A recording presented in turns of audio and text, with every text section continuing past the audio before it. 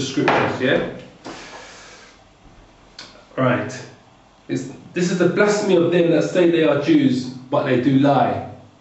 Because they are not the real Jews, they are not descendants of the Jews, they are descendants of the Khazar Empire, which I've just explained to you from this book, written by a Jewish scholar, Arthur Koestler, 13th tribe.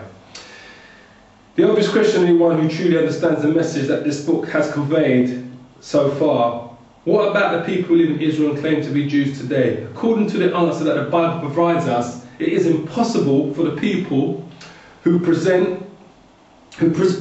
occupy the land of Israel to be the true Israelites, based on the colour of Israel and the curses placed upon them. The Holy Bible also reveals that the vast majority of these people who claim to be Jews are not, but are of the stock of Edom, the Edomites. In order to grasp this claim, one must understand the relationship between Israel and Edom. From its inception, the relationship between Jacob, Israel, and Esau, Edom, has been of one stripe. Jacob, Israel, and Esau, Edom were twins, born of Isaac and Rebekah. Even while still in the womb, there was conflict between these two brothers. Their mother Rebekah sought the Lord to know why the children struggled within them. So that's in, if you go to Genesis, where are we? Genesis 25. If I quite remember. Genesis 25, verse 20. Yeah. Now I'm reading out of a book called Into Egypt Again with Ships. Yeah? This explains the spiritual implications regarding more than 400 years of chattel slavery and 100 years of Jim Crow, semi-permanent underclass status, and the loss of their identity that the African Americans have suffered in the United States. This book also reveals the biblical solutions that will lead to the complete liberation of our people. It will explain to you what's in the scriptures, yeah? And explain to you who you are and who those people are. It's written by Elisha J. Israel. Into Egypt Again with Ships. A very good book to read. Yeah? So, this was their beginning, as we said. It says, and Isaac was 40 years old when he took Rebekah to be wife. This is Genesis chapter 25, verse 20. And Isaac was 40 years old when he took Rebekah to be wife, the daughter of Bethuel, the Syrian of Pandaram, the sister of Laban the Syrian. And Isaac entreated the Lord for his wife, because she was barren, and the Lord was entreated of him, and Rebekah his wife conceived. So it says, and the children struggled together within her, and she said, if it be so, why am I thus? Why am I in so much pain? And she went to inquire of the Lord, and the Lord said unto her, 2 nations are in thy womb, and 2 manner of people shall be separated from thy bowels, and the one people shall be stronger than the other people, and the elder shall serve the younger. And when her days were full to be delivered, she and to be fulfilled, behold, they were twins in her womb. Alright? Now, it says, and the first came out red all over like a hairy garment, and they called his name Esau. That's who they are, Esau. They can keep hiding as much as they want to hide, but we know who you are, you Jewish gutter rats. And after that came his brother out, and his hand took hold on Esau's heel, and his name was called Jacob, which is me, my brothers, North American Indians, African Americans, West Indies, and all the descendants of those from slavery that have been scattered across 4 quarters of the earth. Yeah? Not the Africans, and not those white people that you see in Israel today, or those Falasha Ethiopian Jews. No, not them. They are neither, not Jews neither. They are converts, just like those white Caucasian Edomites, Jewish people in Israel today. They are converts. Right. So anyway, so not only was Esau the progenitor of another nation, but his physical appearance was quite different from Jacob. Are we agreed on that? He was born red, hairy all over like a hairy garment. Yeah? Now, when a Caucasian child is born, he is red. Red has different colours. You have different shades of red. Pink, light red, you've got luminous red, you've got all different shades of red. Yeah, what these white people term when they get hot, when they are tired, when they're hungry, when they're in pain, when they're excited. And when you squeeze them, they turn red. And when they are born, all Caucasian babies who are the descendants of Edomites are born red. And they are red. They are not white, they are red. We call them white, just like how they call us black. We are not black. You know, this is black. Two different colours. That's black. Yeah? And if I want to show you what's white, this is white.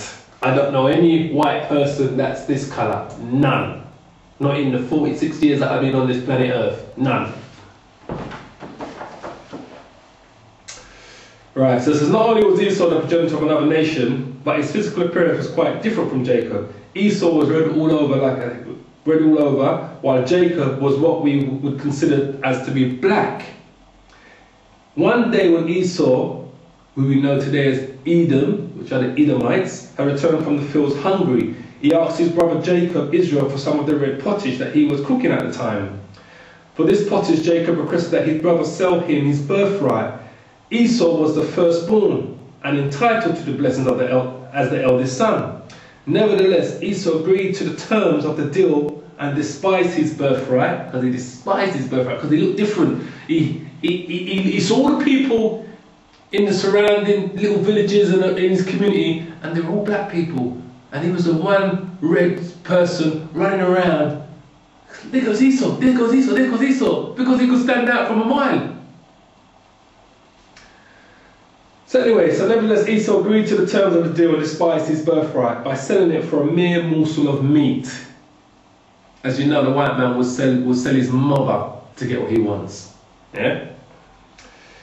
Unaware that Esau had sold his birthright, when it was time for Isaac to bless the firstborn, he called Esau and requested of him to hunt and prepare some venison before he would proceed to bless him. While Esau went to complete the task, Rebekah prepared venison, disguised Jacob so he would seem to be his brother Esau to his near blind father Isaac, and instructed him that because he revealed to her while her twin son struggled in her womb, that the older would serve the younger. Subsequently, Jacob was successful in receiving the blessing of the firstborn instead of Esau, and for this his elder brother sought to kill him.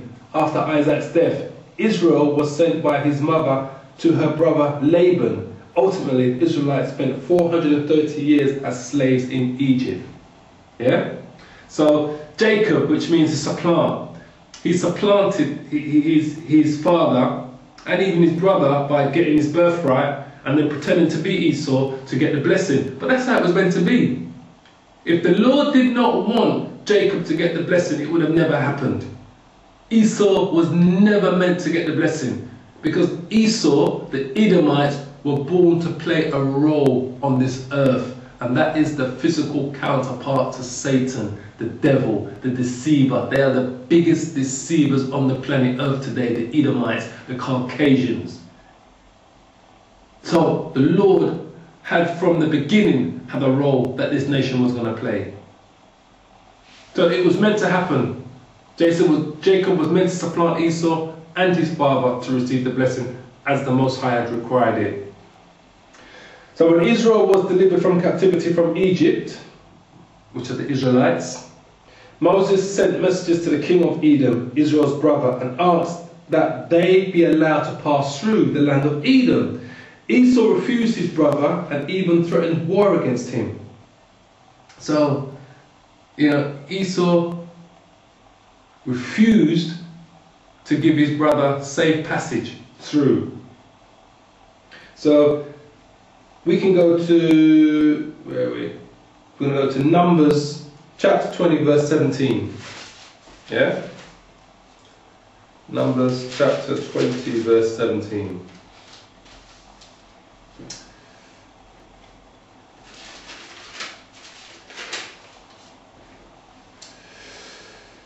Okay. We'll start at verse 14, just so you can have an understanding. And this is in the time of Moses. So when I'm referring to Israel, I'm talking about the 12 tribes of Israel. And all through their captivity, they knew that Esau, the Edomites, were their brother, because they're the descendants of Esau, their forefather. So they knew them as their brother, that tribe that lived up in the mountains, yeah? So we're going to go to chapter 20, Numbers, chapter 20, verse 14. And Moses sent messengers from Kadesh unto the king of Edom. Thus says thy brother Israel, thou knowest all the travail that has befallen us. Because Edom knew all the wickedness that the Pharaohs and that the Egyptians were doing to the Israelites up until the last day of their captivity, when they was given freedom through the Most High. When Yahweh spoke to Moses and put fire and brimstone down on the Egyptians and plagued them with the 10 plagues and freed the Israelites, all through their captivity, the Edomites knew what the Israelites were going through, their brother, but never once sought to help them, because they hated them. They hated them from the beginning. Yeah? How our fathers went down into Egypt, verse 15, chapter 20, verse 15. How our fathers went down into Egypt, and we have dwelt in Egypt a long time, and the Egyptians vexed us and our fathers. And when we cried unto the Most High, he heard our voice, and sent an angel, and has brought us forth out of Egypt. And behold, we are in Kadesh, a city in the uttermost of thy border. Let us pass, I pray thee. This is Moses sending messages to the king of Edom, saying, let us pass, I pray thee, through thy country. We will not pass through the fields or through the vineyards, neither will we drink of the water of the wells. We will go by the king's highway. We will not turn to the right hand nor to the left until we have passed thy borders. So Moses is telling the message to tell the king of Edom, their brother, listen, we're not going to go through your fields. We're not going to go through your vineyards. We're not going to drink not even one bottle of water we're going to take out of your water system. We just want a safe passage through because you're our brother and we're hoping that you'll give us that. Yeah? So anyway, so this is Edom. This is the king of Edom's response to the message to Moses. Alright? Verse 18, chapter 20, verse 18. And Edom said unto him, thou shalt not pass by me, lest I come out against thee with the sword. And the children of Israel said unto him, we will go by the highway, and if I and my cattle drink of thy water, then I will pay for it. I will only, without doing anything else, go through on my feet. And he said, thou shalt not go through. And Edom came out against him with much people and with a strong hand. Thus Edom refused to give Israel passage through his border, wherefore Israel turned away from him. And the children of Israel, even the whole congregation, journeyed from Kadesh and came unto Mount Hor. So that was Edom's first major encounter with the Israelites after their 430 years of captivity under the Egyptians and being in bondage and slavery. This is what their brother said to them, that if you dare try to go through the king's highway, our land, we are going to come, I'm going to meet you with the sword. This is the wicked Edomites, those same demon, gutter rat Jews that are living in Israel today. This is what they said. This is what those Caucasians said, because they are the head tribe of these people. Yeah? So the modesty between the two remain and is recorded throughout biblical history. Yeah? Even in the days that Babylon conquered Israel, Edom rejoiced at his brother's demise and called for his complete destruction. So this was our next major captivity, yeah? During the days of us living under Babylonian rule. Alright? So we go to Psalms 137. So Psalms 137. Yeah? Our wicked, evil brother. This is what he does to us. So he's the devil himself. Right. Psalms 137. A lot of you might know these psalms because certain artists have actually made a recorded the song of these psalms. you know, and turned it into a record in modern times today. Okay. Psalms 1-7. By the rivers of Babylon, there we sat down, yea, we wept when we remembered Zion. So this is us under captivity. Jews that had been we the Jews, Israel, had been captives in Babylon, returned to Jerusalem and settled in the surrounding towns. Yeah, but this is during our captivity. We hanged our harps upon the willows in the midst thereof. Verse 3.